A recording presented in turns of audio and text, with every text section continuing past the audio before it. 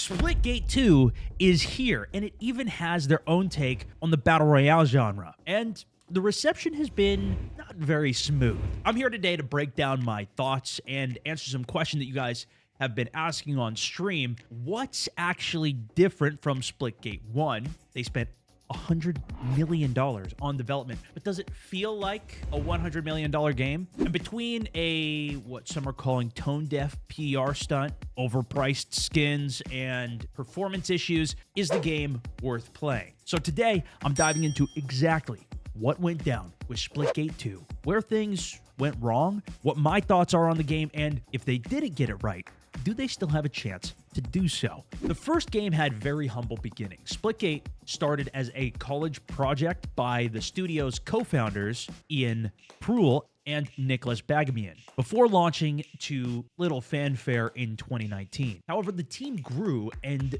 development continued. By the time the game fully went into beta in 2021, it went viral. If you've heard of this game, this was probably where it was at. The Portal meets Halo gameplay seemed to catch on overnight, instantaneously. The game was a success, and it was at a time when Halo Infinite was just around the corner. Halo's reputation was still at an all-time high, even though they hadn't had a game in a very long time, especially one that really resonated like it did back in the Halo 2, Halo 3 days. Everyone knows this Halo game is coming, though, and then they're seeing stuff on their timeline that essentially looks just like Halo. Another game that I truly love is Portals. Not really a shooter or action game, although it is in the FPS kind of look, that being a puzzle game that also well-loved and hasn't had a game release in a very long time. So this was a perfect merging during the perfect year, of course, in combination with so many people at home looking for something to do.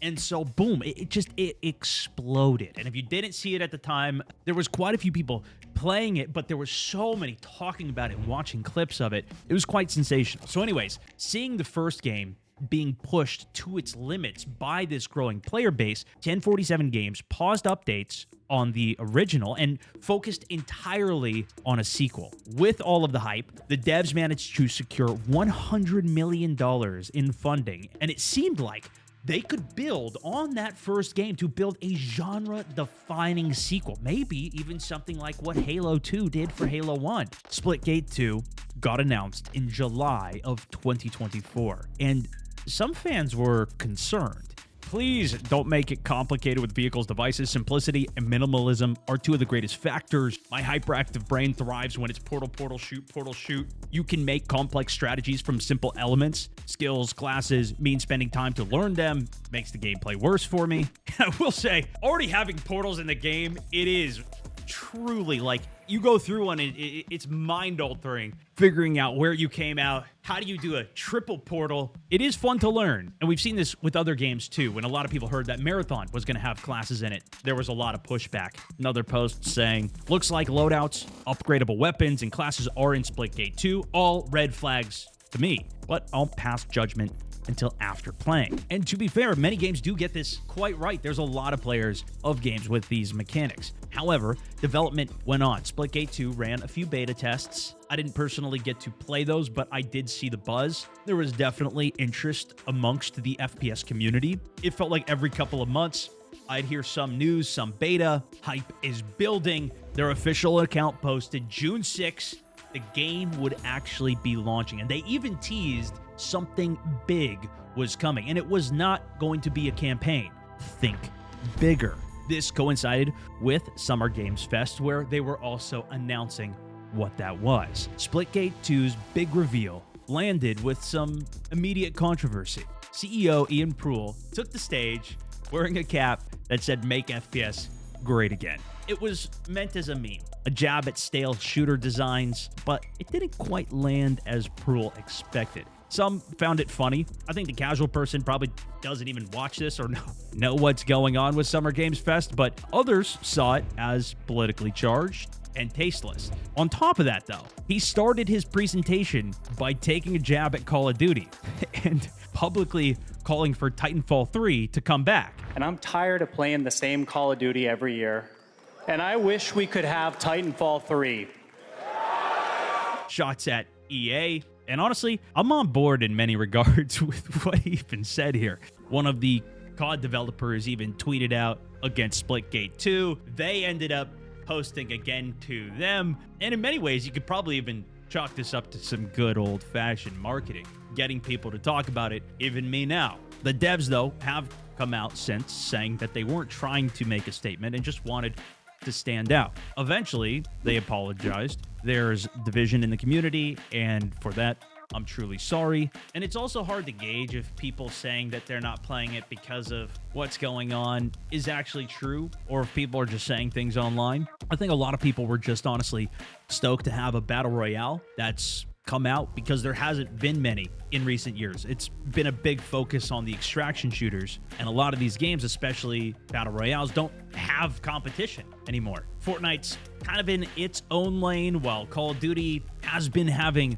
a lot of trouble. Going over to Fortnite's not quite the same. Apex Legends, with all of its classes and characters, actually more similar to this, while it's been having all of its controversies as well, still has its kind of own space within this genre. And I think a lot of people do want to see a mix-up, myself included. That's one of the reasons I'm so excited for if Battlefield actually does come out with this rumored battle royale. So, okay, let's get to the launch. At the event, they announced their new battle royale mode, and that definitely caught my attention. And while if you were following their socials and the game, you knew that the launch was coming, they further surprised that live audience in this massive stage, literally millions watching live, by shadow dropping the game right then. So the game launches, and right away, people notice the store. A bundle priced at 14,000 split coins on sale for 8,000. Very generous. That's about $70 to $80 in USD though.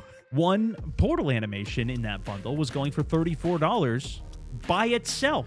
And for a game that's taking a jab at Call of Duty, this is not only what Call of Duty does, but it's even worse. There hasn't even been a $140 bundle. God's had some bad ones. They had a Monkey Fist in a bundle that cost $100 if you got all 4 of the individual bundles, but they haven't had a $140 single bundle before.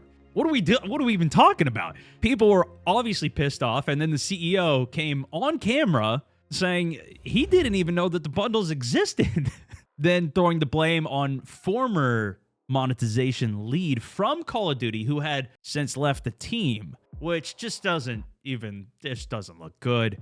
At first, the studio defended the pricing, saying that it's optional, it's all cosmetic, but the community backlash was pretty immediate, and they did adjust quite quickly. Of course, after seeing massive Steam reviews dropping and Reddit lighting up. But again, to their credit, they responded fast, they slashed the price of the store, and they even refunded the difference to anyone who had already bought that pack at launch. It was just extra crazy to see the attempt at, revolutionizing and changing the FPS space by doing the exact same thing. And in some ways worse. If you're going to position yourself as the anti-Call of Duty, your store can't really look worse than theirs on day one. So let's talk about the performance. While I didn't get in on launch day, a couple days after its release, I went on off stream, played for a couple of hours just on the main arena mode, and I gotta say, I was very impressed there. The game was running very smooth. The movement, the momentum, this felt like what it was designed for. And I started to level up some of the classes, fairly impressed. I really didn't play very much of Splitgate 1 when that came out, even though I was a big Halo fan. There's a lot of other games that usually fight for my attention here. Nonetheless, I needed to build up some skill set before going into a battle royale. I know how difficult those games are, that mode. The next day, though, I booted it up and finally hopped in to the battle royale. And sometimes I was hitting 300 FPS, others pretty constantly hitting 100, with even more stutters dropping me down to what felt like 10. Mind you, I'm on a 4090, 14900K, like very high-end computer. And while the frame rates are high, the drops, it ruins everything. It does seem like it's around certain areas as you're transitioning between the different worlds. The Battle Royale map is set up so it's literally teleporting you from different worlds, and that intersection is quite a mess. While I didn't play it on console, my chat has also told me that the performance was rough there. You guys can let me know if you've played it there in the comments below. And none of this comes to much surprise when you hear that this game was made on Unreal Engine 5. There has been some games that have come out decently optimized, but I feel like at least anything that's been on Unreal 5 just has been plagued with performance and technical issues. It's still relatively new, and while like the high end of what it can do is definitely insane, I haven't really seen it perfectly executed by anybody so far. The best I've seen probably being Arc Raiders in their tech test, but that game's also far slower. Maybe that gives it more time to figure out the processing, not have as many issues, and even that had some issues. Nonetheless, hopefully this is something that continues to improve over time with patches, but how was the gameplay? Honestly, I think the concept is super cool. The different worlds that I mentioned are complete different biomes. So there's ice with slippery floors, lava. It gives you one map that feels like it's many maps. The dropship has a hot zone, so each game, it's dynamic where you're going to want to go. It's not always dropping to the same exact location. Combat feels super high intensity, short downtimes, although if the entire lobby does die out very quickly, it can be hard to figure out where the other enemies are. There's no like UAVs or things like that. And when the frame rate is high, things are working, the gunplay itself feels extremely clean. Satisfying enough that if you were to strip away the portals, I think it still holds up remarkably well. The way you can slide and shoot. The jetpacks are a little much for me. There's a lot of times where you just get shot by somebody that's above you and you don't even realize they're there. Even more so with the fact that you can portal absolutely anywhere. But each weapon kind of has its own role. They all feel effective. The power weapons that are across the map feel insane when you get them. They're limited on ammo. It does remind me a lot of what Halo was in terms of the gunplay, in terms of how you use a motion sensor radar. And I think that Halo feel really is way more the arena side of things than the Battle Royale. The fact that there's this plating mechanism that's more like Apex or Warzone took at least me way outside of the realm of what makes me think Halo. Focusing on getting those shields down, hitting the headshot, and really managing your shield based on regen and timing. I do absolutely love the voice announcer, though, saying double kill, triple kill. It makes those moments just that much better. He is down.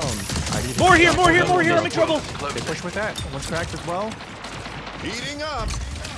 What sets Splitgate 2 apart from the first, though, is the addition of classes and abilities. The main thing that was originally worrying many fans. You now choose a faction before dropping in. Each one comes with a unique ability and a squad-wide passive perk. So you really do want to have one of each. Notably as well, the game is only available in quads, which to me is a massive disappointment. Likely, they'll add other modes into the future, but also maybe not, because with class-based games or factions or whatever, when you have different players that play specific roles, just like we've seen in Apex, it's very hard to make a solo game mode around that. Maybe they strip it out, who knows. One gives you increased movement speed, the other gives you wall hacks, which I'll also say a lot of people are saying, oh, this is nothing like Apex Legends. It's literally Bloodhound. The last being a one-way wall that you can put up. I mostly ran the wall hacks, but there's also abilities that you pick up on the ground, which I do enjoy. You could swap out between any of them.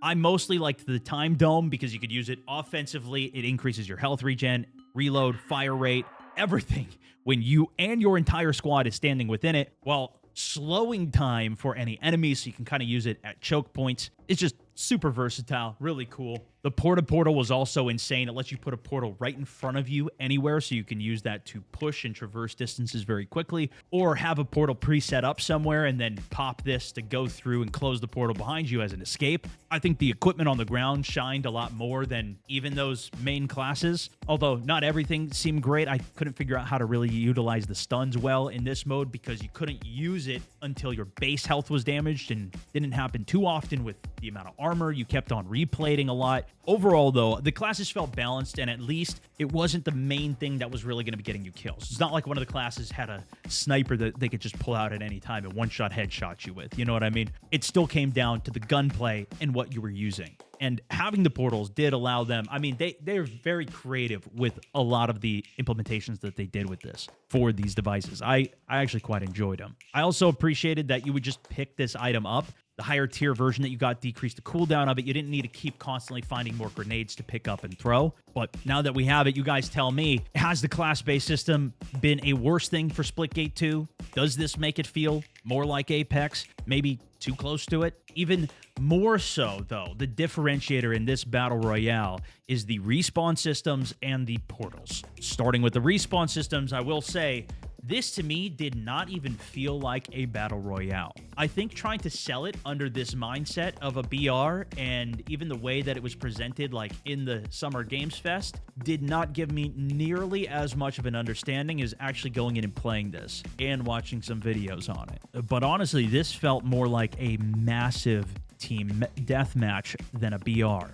Respawns are active for pretty much the entirety of the game, and so actually this felt a lot more like Resurgence in Warzone, but even there, the respawns are only at the beginning of the game. When you come back, you parachute down from the sky. It is a great mode for casual, fast-paced, quick engagement gameplay, especially for an arena shooter like Portal, how this was originally designed. I do think it makes sense, but it doesn't feel like it's high-stakes tension at all, which is what I traditionally know a Battle Royale to be and enjoy.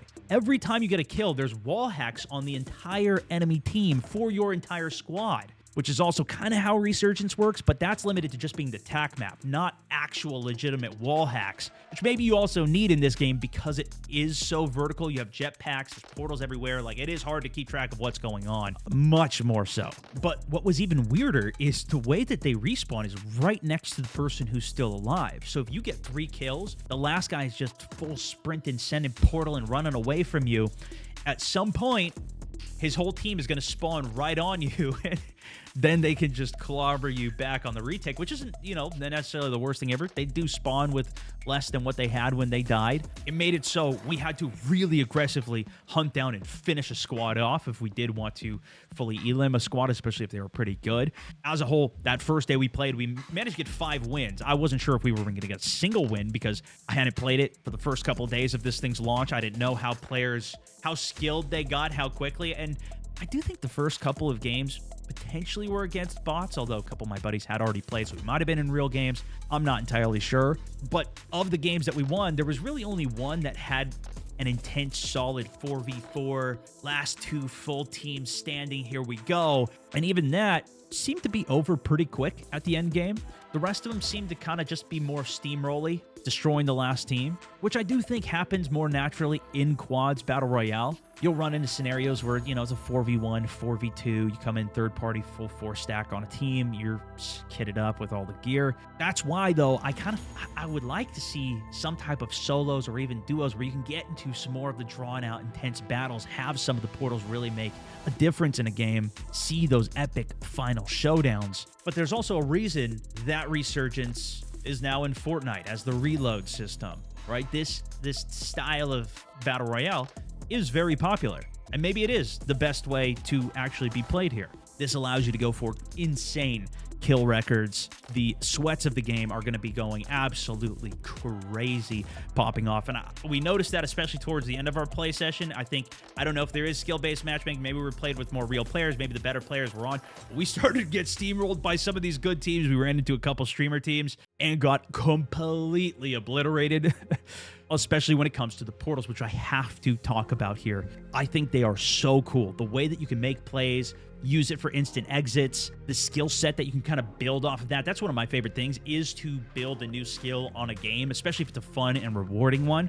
But I think there's a couple things that are holding it back for me. One, it's a bit too chaotic in that with the jetpacks, the insane verticality, and the amount of players and chaos, especially at some of the hot drops, it's like, I can't keep up. At least not yet. Maybe I got to put another 20, 30 hours into the game before I can figure it out. But I feel like I'm already behind the curve like, massively, especially from people who have been playing this game from Splitgate 1, Splitgate 2, the people who play all of the arena side of the game, which is even more free with portals. In the Battle Royale side, I do actually like that they limit the amount of portals that you have. It's on cooldown. You can upgrade that quite dramatically, I will say. So it doesn't really feel like, oh, I have to only use the portal at the perfect time. You can keep spamming them out there. And the bigger thing that I kind of find frustrating, and I'm sure this is just a technical limitation, is that you can't see through portals. You can only see through your own portal. Even your teammates But an enemy portal, you see a black hole and you just start getting shot from it. It doesn't feel quite as good as actually being able to see through it. Maybe that's something that's going to come out in Splitgate 3, where we'll be able to see through them. I don't know. Maybe it'll even make it to this too, with future development updates. Although it seems like this is more of a competitive feel. And maybe when I played it, I should have even just turned my settings all the way down to the lowest and played this as a max competitive sweat. It does seem like the overall branding and feel of the game is more like an esport, and this is just the beginning of the game. At the moment, it's only quads. That made it kind of annoying when somebody logs off. Now we got a random fill. You go up against a team that's got a full 4-stack. They're all talking coordinated. That makes it a lot harder than even just doing a duo where you're filling, or solo, worse yet. It seems like really even trios would be the better sweet spot, since each class kind of has their own passive trait. You have one of each. Maybe you double stack, but you don't get the perk of the third, whatever, and a little more trade-off there. And I do think there's a lot that they can do with the customization. In fact, on the arena side, I've seen people make tons of custom maps. Even Nuketown from Call of Duty is already a map on this. People have been recreating some old classic Halo maps for the arena side, and maybe that's just where it's going to shine a lot more, maybe as things continue to develop for it. We pulled up the Steam charts, and the peak player count was 25,000 on launch, though. Day 2, we're still on the weekend. We'd kind of expect numbers to go up, and it wasn't. Most games want to build momentum post-launch, while, of course, it is becoming a more common thing that day 1 is the biggest day of a game, and it continues to dwindle from there. Even pulling up the charts as I'm recording this, every day has been down. Granted, this is also weekdays. Maybe this weekend we could see another resurge, but for a lot of the tried and true games, there's not really much deviation every day. And I think with how big the skill gap is on a game like this, I'm not kidding. We ran into one squad. It felt like they were scrimming since alpha. I can only imagine how this feels for brand new players that really aren't even familiar with FPS trying to get in on it. And while I do think a skill gap actually is a really good thing for a game, you also need a massive flood of new players to constantly be coming in, so there's enough of them to play against each other, but just new players to keep on killing and farming as cannon fodder before they quit, to keep the other players engaged and interested in getting better. This is something that games like Fortnite do well, Call of Duty does really well, but I'm not sure if the game is large enough to have a big enough skill gap there, because when there's too few new players and casual players, they just get beat off of the game. Famously, this even recently happened with Chivalry 2, and hopefully it doesn't happen with this game as well. They can find some good fun modes that even the most casual person can play. Personally, I think if they made some puzzle games similar to what Portal is and put that in here, it could bring a ton of players in on that side. But am I going to keep playing it? Probably not, at least in the short term. As I see new updates, maybe a solos mode, we'll give it another try. I do think it is a very fun, unique experience in gaming that I would recommend you go play and at least try it yourself. If anything, I'm kind of more interested even on just the actual multiplayer side and, you know, playing Nuketown more so than the Battle Royale. Maybe they do make a Battle Royale mode that is more of an intense experience that also, well, I'll probably just get destroyed by the people that are still playing it, but who knows? But they also have quite a bit missing right now. There's no ranked mode. That could help pull out some of the sweats. Maybe they don't want the player count for it. There's only one main playlist for BR. Of course, there's performance issues. I would love to see all of that resolved before there's even, discussion on the other side of things. The monetization truly doesn't seem that bad, even though it did get a very bad rap off the initial launch of it. But goes back to what I said at the beginning. For a $100 million game, it doesn't feel polished enough. Maybe that much money just doesn't go as far as it used to. Maybe the ambition of the portals and everything takes a lot more work than I even realized. But if my squad wanted to hop back on, I would definitely do it. I just don't think I'm going to go suffer through that alone. And if this is something that's just the foundation of what they're building for years to come, that's very exciting for me. The way that it launched, it kind of seemed like this is just a quick money grab. We've seen a lot of games do this where if it doesn't explode immediately, they shut the entire thing down in like 2 months. I hope that's not the case here, but that's what I saw of the game. Let me know what you guys think. Have you tried it? Are you sticking with it? Have you been playing every day? Are you stoked to hop on with the boys? Let me know. That's for this one, though. Thanks so much for watching. Stonemouse64, over and out.